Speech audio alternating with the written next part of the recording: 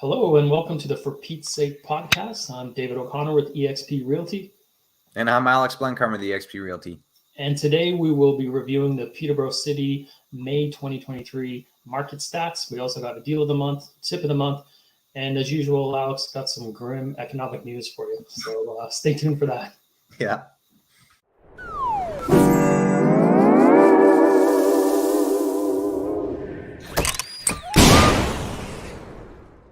Alex, how's it going? Good, man. Good, man. How you doing? Good. And you enjoying the rain? Yeah, I think we've got, I was looking at the forecast, a good 14 or 10 days of rain coming up. So looking forward to that. Always nice showing a house when it's pouring. I was like, with this kind of weather, I'm like, I might as well emigrate back to Ireland. Yeah. Reminds you of back home, eh? Yeah, I'm going to throw you under the bus here today. I know you got some economic updates for everybody. So without further ado, let's hear some bad news. Yeah, so I mean, it's a typical Canadian economy. Nothing but bad news. We've got the Bank of Canada, which came out on June 7th and shocked the entire world, or Canada at least, with a quarter point increase to their interest rate. So that puts us at 4.75% for their overnight lending rate. And interesting, so that impacts the variable rate mortgage side of things, as well as home equity lines of credit. It also impacted the fixed rate side of things, but the fixed rate is based on the government 5-year bond. So what's neat is you can kind of see the impact of the Bank of Canada announcement on that 5-year bond. And we saw the 5-year bond increase by 0.2% on the same day, on June 7th. So it's hovering, I checked before we started recording, it's around 3.7. So it's still kind of at that 0.2% increase compared to what it was on June 6th. And this directly impacts your fixed rate. So just like the overnight interest rate from the Bank of Canada impacts your variable rate. So when that goes up 0.25%, your variable rate also goes up 0.25%. The Bank of Canada's announcement also impacted that fixed rate because it impacted the 5-year bond yield. So that 0.2% increase to that 5-year bond yield directly goes onto your fixed rate. It depends when the banks or the lenders implement this, but you can expect to see, if you were at a 5.8% fixed rate that the banks were offering, now they're going to be offering a 6% fixed rate at typically those big 5 banks, and a number of other lenders as well. And then there's some more bad news. So we're not just talking interest rates. We got to talk a little bit of macro. So the International Monetary Fund, or the IMF for short, came out with a report, and they found that Canada runs the highest risk of mortgage defaults in the world. So that's pretty fun. Is that in the world, or is that just G7? That was in the world. Yeah, they looked at a number of others. I think there were Norway was up there as well. I think Sweden was up there. What we can do is kind of put the report down in the description below so you guys can reference it as well. But what they did was they looked at 5 different factors and kind of scored each country based on these 5 factors. And they attributed Canada's risk of default to the highest levels of household debt and the large share of borrowing at those floating rates, or those variable rates that change based on government policy, like the Bank of Canada increasing their interest rate. That also increases a mortgage payment if you've got one of those floating variables. Now, in terms of the household debt to income ratio, this is where the G7 comes into play. Canada was ranked highest among the G7 in the average household debt to income ratio. So what is your debt to income ratio? Basically, it's the ratio between how much a household brings in, that's the income, and how much they spend, that would be their debt. And what they actually found was the debt to income ratio was very similar to what it was in 2007. And you remember what happened in 2007, 2008? Yeah, not good news there either. Then there was an interesting report from Equifax, a whole bunch of interesting reports coming out. This one had to do with Canadians missing payments on non-mortgage credit. They found that this was up 15.7% from the first quarter of 2022. And they found that Canadian consumers on average spend 21.5% more each month on credit cards compared to what they did in pre-pandemic levels. So this research suggests that people are feeling the pressures of higher mortgage payments and they're turning to credit cards to cover other expenses. So not good news there. Basically, it's setting up a great storyline for some really bad news, potentially an R word coming in Q3 or Q4 of 2023. So let's see what happens there. You have any thoughts about that, Dave? Well, my first thought is, with all this bad news, you're not being invited to any dinner parties anytime soon. No, I think they call me the bearer of bad news, I believe. Oh, bear. Yeah. Yeah, it seems like I don't have my pulse on maybe as much as you do, but it looked like we were trending a different direction before June 7th. So to me, it wasn't so much the quarter point as alluding to there's going to be more. I think that's going to be enough to maybe start scaring away some buyers from the market. And as we just started to trend up and felt like we were just recovering, I think we might. Well, we've already seen it. Spoiler: the numbers you're about to see, but we're going to start trending the other way. Yeah, it was a pretty big shock on June 7th. I don't think the majority of the market did not expect the rate increase, and the Bank of Canada is really just doing their job. Basically, their goal is to increase interest rates to prevent people from spending money. By making money cost more, in theory, it's going to prevent people from spending money and reduce inflation because people aren't spending money. So that's their goal. That's what they're trying to do. It's easy to kind of villainize them, but ultimately they are just doing their job. Yeah, you got to curb inflation. And what's the date? It's in July, right? Yeah, I believe so. I think it's mid-July. I'd have to double check. The Bank of Canada's meeting next, so yeah, we'll have to keep our eyes on that. All right, now that we've bummed out everybody, let's have some fun. Let's look at the May 2023 Peterborough City Market Stats. Yeah, let's dive right into these. So, average price decline. More good news. 12.5% for the average price. It declined year over year. Again, May 22 was another hot month for real estate in 2022, and new listings declined as well. Number of sales, not a huge decline there, 4%. So that is, some good news. New listings did decline by 14%, and days to sell increased by 38%. So not as bad as last month. I think we were 1,000% increase last month. So only a 38% increase in May. Yeah. And again, this is year over year, May of last year to May of this year. My big thought was when I saw, as we get into it, the month over month here, we'll see that average sales price drop. Because we had a big jump in April. Well, we went up 12% to an average. I think it was. We'll see on the next slide, but 695 maybe average detached freehold, and then we dropped. But it felt like we were trending.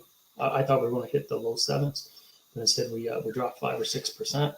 Yeah, looking at the graph there, like you can see, we're going like this, and then all of a sudden we're going down. So yeah, I think we lost around $50,000. So there it is. It's 49,000 roughly, month over month in terms of the average price. Yeah, and I'll be honest, I was kind of caught off guard. I think I messaged you when I saw, on social media, some of the brokerages starting to post their numbers, and I was like, oh, this can't be right. Yeah, because it feels like things are picking up, things are selling, things are going back into competition, and then I saw this, and then no, it looks like something happened, and we dropped 5 or 6%. So let's figure out what happened.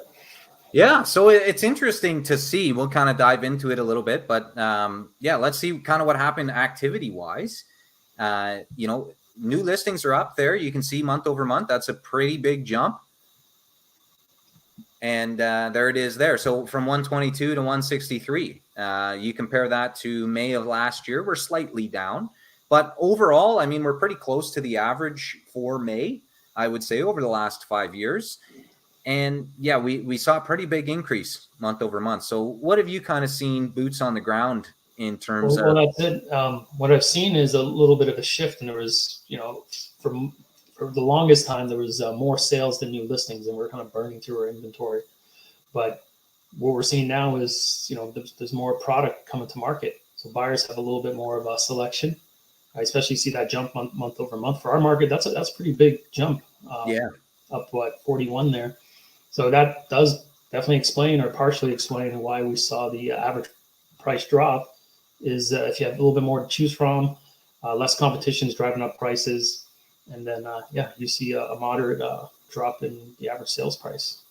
Yeah, and we'll kind of get into it a little bit, but distribution of listings as well. When there's more to choose from, you've got maybe a little bit variety in terms of price range, where you might see some more lower price listings come to the market because there's just more listings in general. Exactly. Number of sales, yeah, a little bit of an increase there month over month. So we saw kind of increases in both measures of activity for new listings and number of sales. We're still, four sales below what we were in May of 2022 when things were still pretty hot. We did see, about 18 more sales this month than we saw last month. So that's a good sign. The buyer demand definitely seems to be back.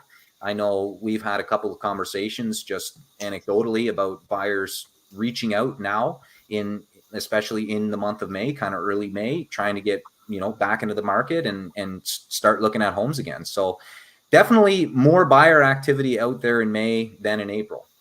Yeah, and I think in one of the earlier podcasts we did mention how we thought maybe by June would be the first time we kind of catch up year over year. Yeah, pretty similar numbers, and it looks like we're definitely trending that way. Yeah, in terms of activity.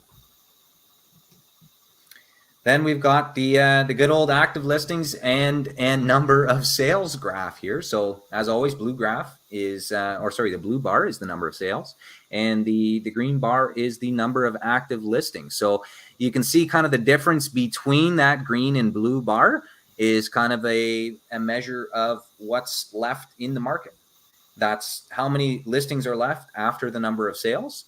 And you can see month over month, it's relatively the same, that difference between that green and blue bar. Yeah, it's been pretty consistent.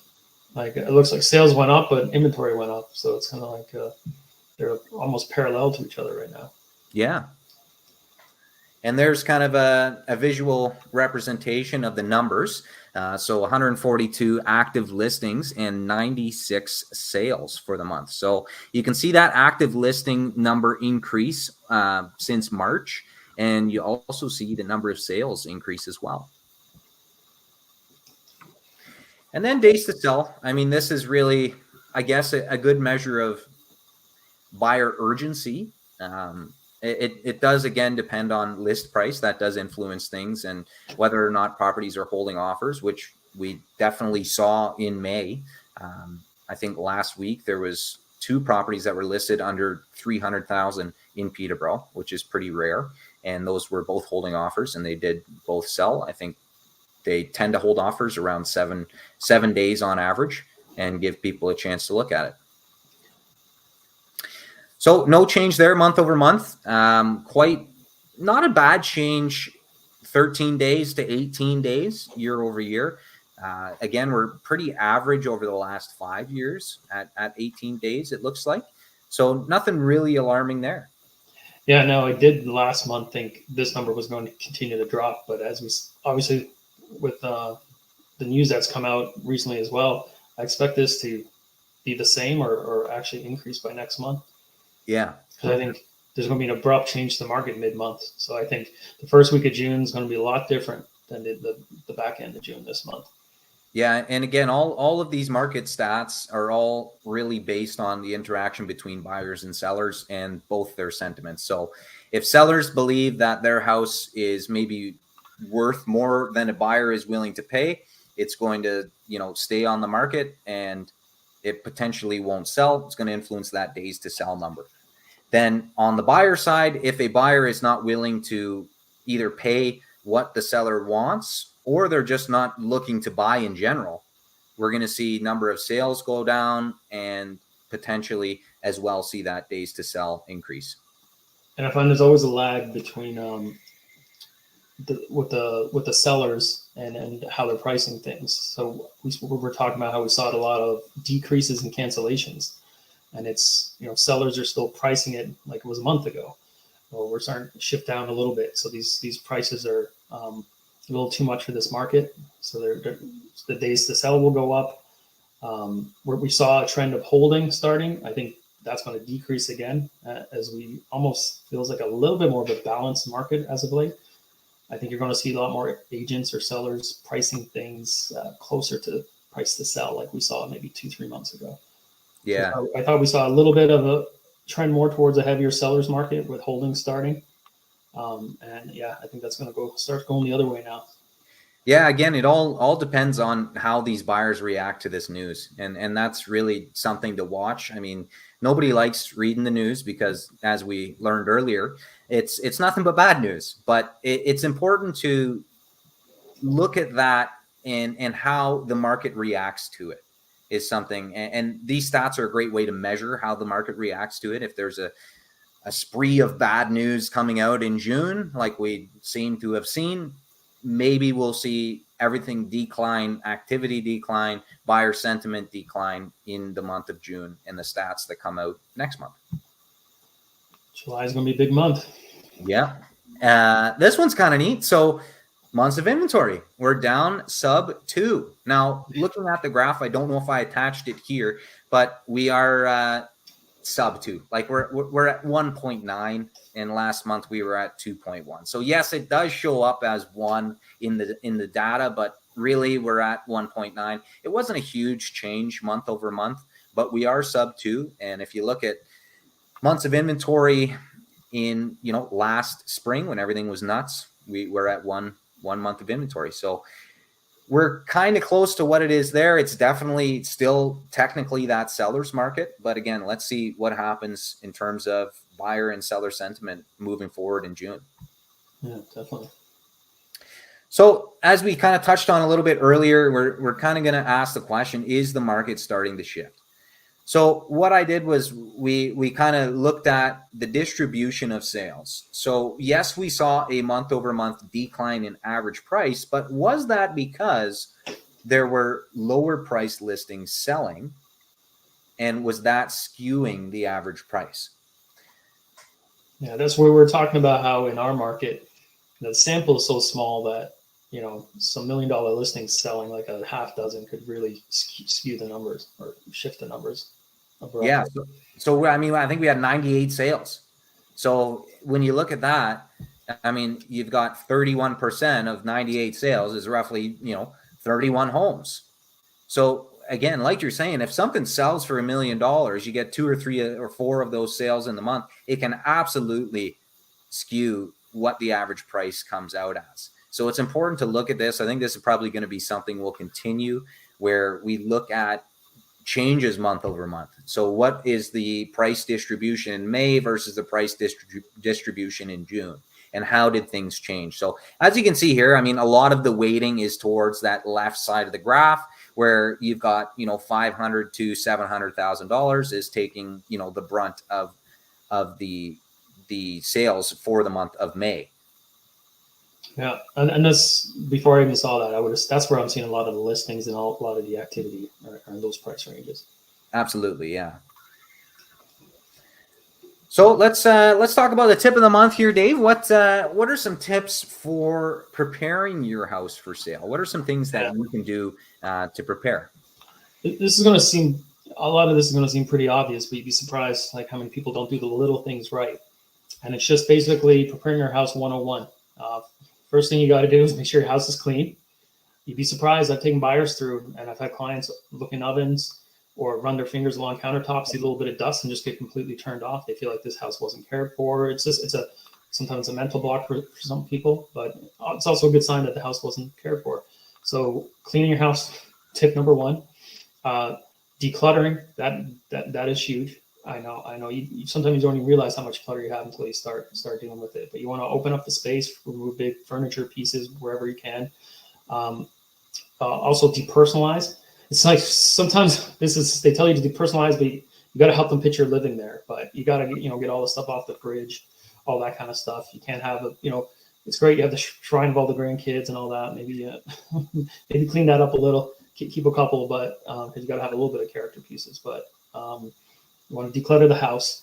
Then this seems like an obvious one again. Professional photography. I'm personally a fan of, whenever you can, personal photography, video, and even a virtual tour with digital floor plans. It seems like a lot, but what you're trying to do is, when you have a good online package, which is what 90-something% of transactions are happening, if you have a really good package that helps show the space really well, you'll get more showings, more bodies going through the house, and usually that results in potentially more offers and better offers because you're getting more bodies through. And then maybe the last one is staging. For I find I've done full stages, partial stages. It depends. Sometimes maybe the entranceway, like you want to make a good first impression. Maybe you want to stage that room, maybe the rec room, one of the bedrooms, or sometimes maybe a full-on stage. Really, there's a lot of good stagers. Both Alex and I obviously have contacts if anybody ever needs anyone. A lot of times they'll come in and work with your stuff or make suggestions. Sometimes it's swapping out light fixtures and things like that. And maybe the last one, again, is like lawn care. I just had a listing, and I just realized the day before we went to market, I'm like, it's like dandelion season, right? All the dandelions are up, and it doesn't seem like a lot, but you want to manicure that lawn, pull those weeds. This particular house had a couple of planters that were empty, so I bought a couple of planters to throw in there because you want to make that first good impression. So just do those little things. Don't cut the corners. You'll see some people will throw up their property with cell phone photos. I've seen photos that were blurry. I've seen people upload photos that were upside down to the MLS. I was like, again, you got to put that work in, properly prepared, and you'll see the rewards. Yeah, and there's a stat. I think it's 98 or 99% of buyers start their search online. So this is going to be their first impression of the house, is how it looks online. And what appears online, you've got photos, floor plans, digital walkthroughs, videos, all these things appear online. If you can have a whole bunch of things for that buyer to look at, they're maybe more likely to come see your house. And if this seems super overwhelming of how do I start preparing my house for sale, one thing I found that really helps is a staging consultation. You can get a stager in, and they will basically, like you said, point, okay, that couch needs to go on this wall. Let's take that desk and move it into this room. Let's, take those pictures down. And what they'll do is they'll really work with your house and give you tips and tricks on, what to keep up, what to remove, a list basically of things to do to prep your house to get it ready for photography and video. And I find that really, really helpful to have in order to prep your home for sale.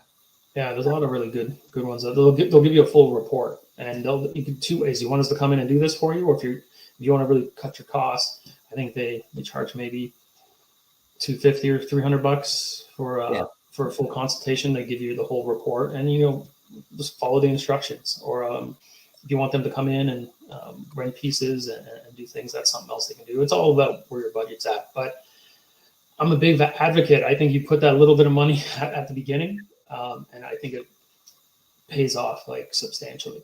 I think it will be the end result purchase price. So if you're just snapping some quick photos and throwing your property up there, it's not going to catch a lot of people's attention. And so that's our tip of the month. Yeah. And now let's fast forward to the deal of the month. We're at 91 University Road in Peterborough, Ontario. This we highlighted one for location. Let's pull that up right away to show you just how perfect this location was. To tell you the truth, I was actually driving past the other day. I noticed the house was for sale. I pulled it up on Realtor.ca, and I couldn't believe that it was sub 500.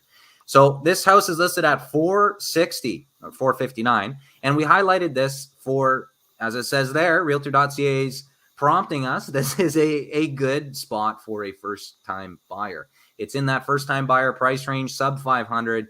You've got an incredible location.